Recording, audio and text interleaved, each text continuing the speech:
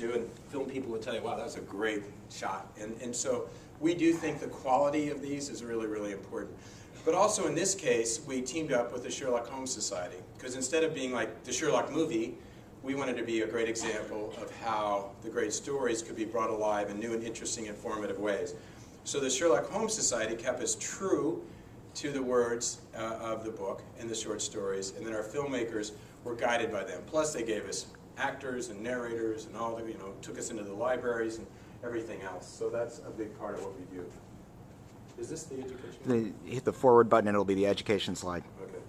So I want to just show you this. One of my obsessions is this education with mixed media, and I do think, again, Apple's going to help us all here, is trying to think about how this new form can really help think about, education textbooks differently. And here's where I took a chapter of a thick economics book on economic bubbles, and I gave it to an animator, a pretty educated animator, I think he went to Yale or something, so he could absorb this boring chapter of economics. And I said, create a 1 to 2 minute animated video of this thing on economic bubbles. And this is what he came up with. Oops. Oh, I screwed up. The Tulip Bubble Explained